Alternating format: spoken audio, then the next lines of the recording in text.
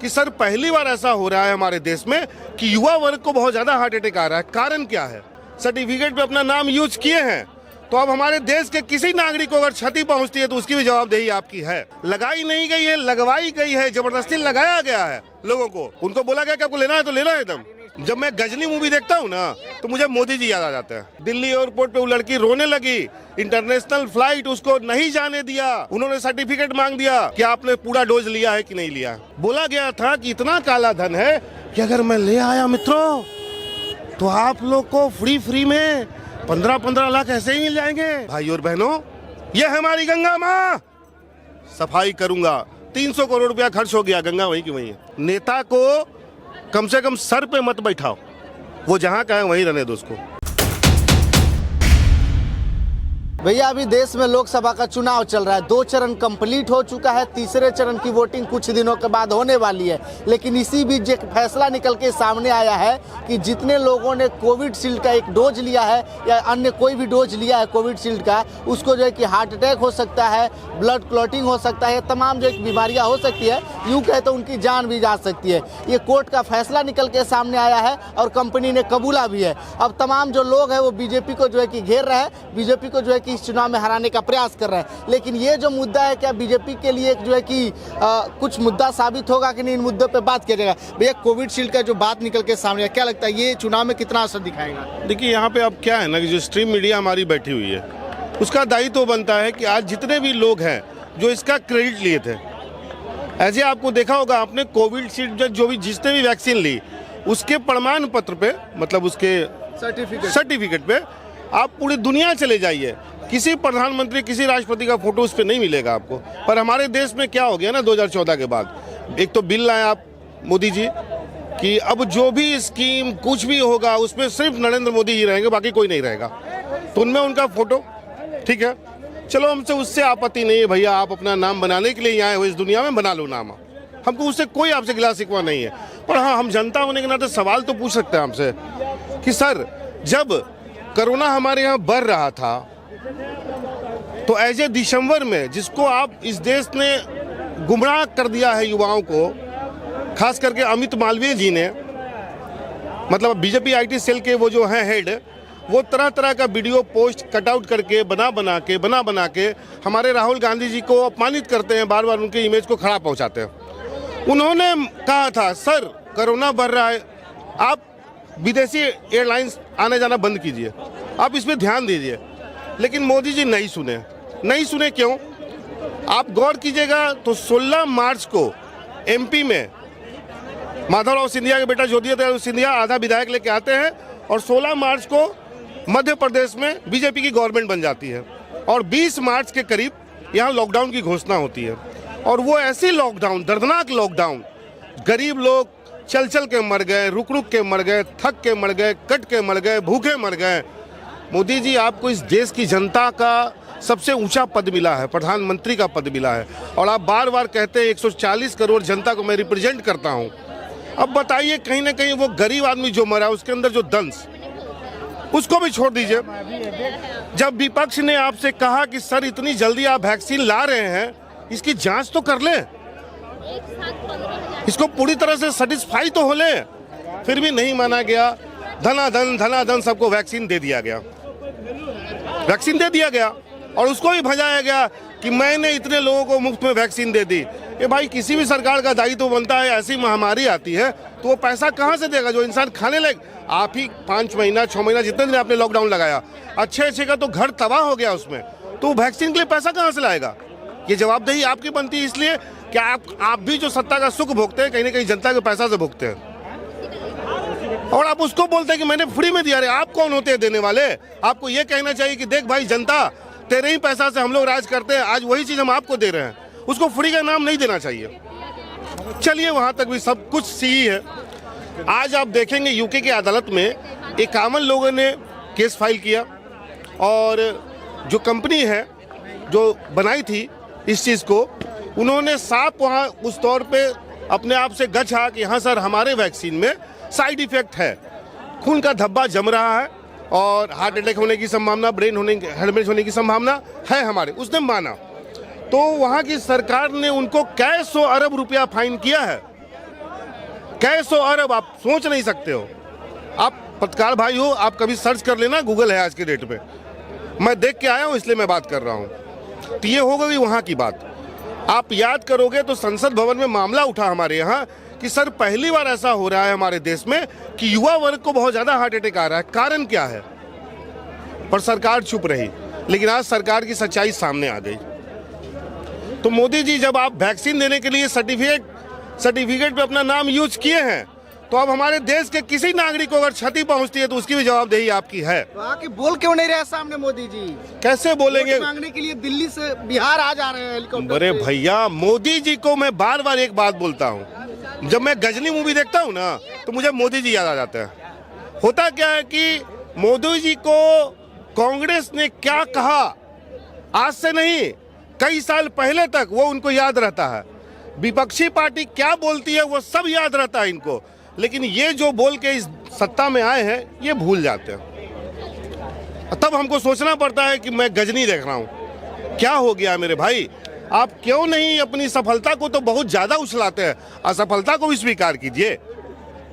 आप प्रधानमंत्री हैं, इतने करोड़ लोगों को आप रिप्रेजेंट करते हैं, किस बात का डर है? 175 करोड़ डोज लगाई गई है कोविड से। बड़े भैया आप सोच तो लो, क्या लगाई नहीं गई है, लगवाई गई है, जबरदस्ती लगाया गया है लोगों को।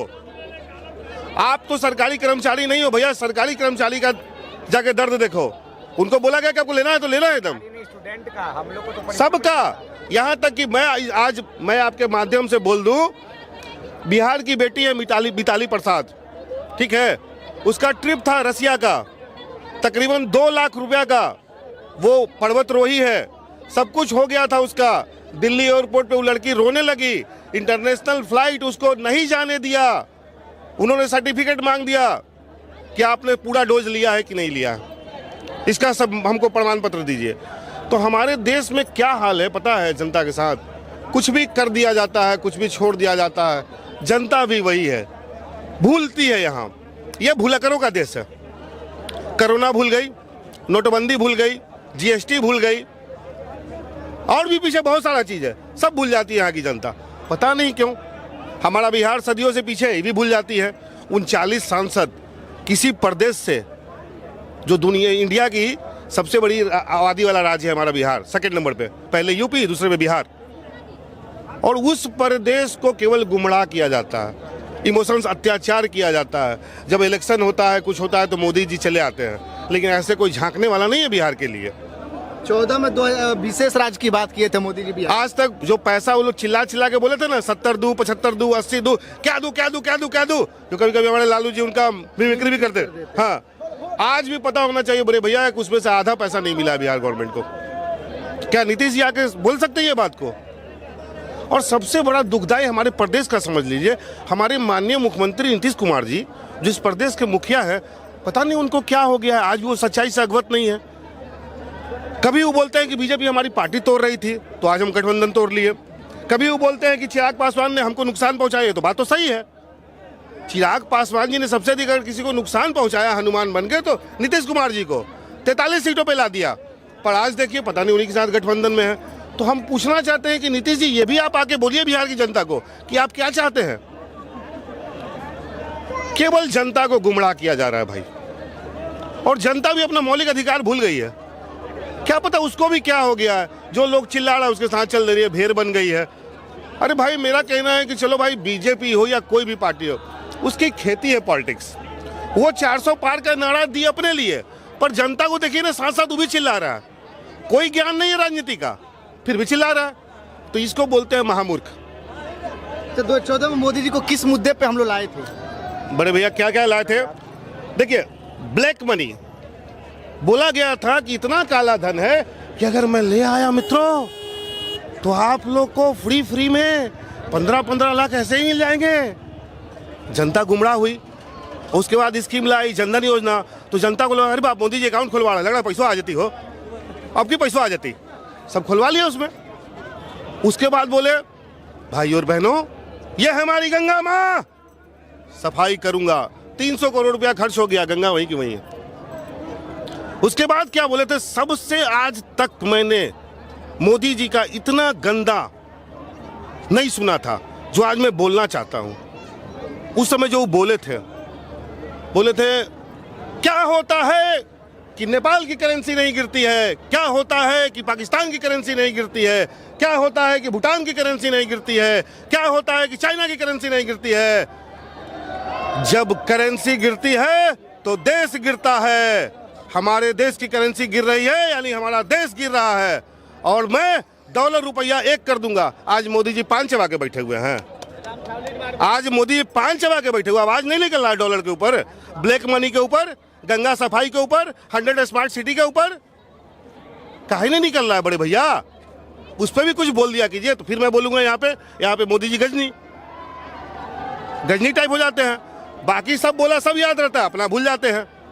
2014 में मोदी जी आपको कौन बोला था कि आइए खुले मन से चिल्ला दीजिए 2 करोड़ रोजगार दूंगा। तो भैया कहां से? अरे उसका 10% दे दे रे मेरे भाई, 10% दे दे, किसी इंडिया के परिवार का तो भला हो जाएगा। मेरे भाई, आपके जीवन और मेरे जीवन में जब तक पैसा नहीं आएगा हम उन्नति नहीं कर सकते, हम बेहतर जीवन नहीं जी सकते हैं। और किसी इंसान को अगर नौकरी मिल जाएगी तो उसका जीवन बेहतर हो जाएगा, आने वाला पीढ़ी उसका संवर जाएगा। अगर कोई बढ़िया रोजगार कर लेगा तो उसकी भी वही हाल होगी। पर कोई बात नहीं करने वाला, ना मीडिया भी पूछने वाली नहीं है। सबसे दुखदाई बात इस देश का, अभी हम खान सर का वीडियो देख रहे थे, क्या बोले कि आज तक नंबर 1। साला जिस देश का मीडिया 161वें स्थान पे 184 देशों में, वो बोलता है अपने आप को नंबर 1। क्या शर्म की बात है। और जनता वाह करती है, पूछती नहीं है कि भैया कहां से नंबर 1 हुए तुम यार, कहां हो यार तुम। तो बोला कि जिस देश का बोलने का, सुनने का, आवाज उठाने का सिस्टम ही लाचार हो जाएगा, गूंगा हो जाएगा, बहिरा हो जाएगा, अंधा हो जाएगा, उस देश का कभी भला नहीं हो सकता। ठीक है, ये देख रहे हो ना आप, ये मुझे पहले की बात याद आती है अपनी गांव की। जब गांव में केवल पहले दूरा चमकाया जाता था, दूरा बहुत अच्छा बनाया जाता था, बाकी अंदर हम कैसे रह रहे उससे मतलब नहीं है, दूरा को बढ़िया बनाया जाता था। क्योंकि जो बाहरी लोग आएंगे ना, वो दूरा पे ही बैठेंगे, घर के अंदर तो जाएंगे नहीं। तो जब दूरा अच्छा रहेगा तो अनुमान लगा लें घर भी अच्छा होगा। तो ये मोदी जी की नौटंकी है, दूरा अच्छा बना दो, घर बाकी भाड़ में जाए। ठीक है, चलिए, यानी देश में बदलाव की जरूरत है। एकदम, देश में हर 5 साल में बदलाव की जरूरत है। सत्ता किसी की भी हो, 5 साल में बदलो उसको। नेता को कम से कम सर पे मत बैठाओ, वो जहां का है वहीं रहने दो उसको। वो जनता पब्लिक का हितैषी है, वो उसको हितैषी बना के रखो, उसको मालिक बना के मत रखो। सीधा बात एकदम। चलिए, बाकी 4 जून को जब फैसला आएगा तो किसके पक्ष में फैसला आता है, बाकी आप लोग का वीडियो कमेंट बॉक्स में कमेंट दीजिएगा और अपनी प्रतिक्रिया वीडियो कमेंट बॉक्स में दे सकते हैं।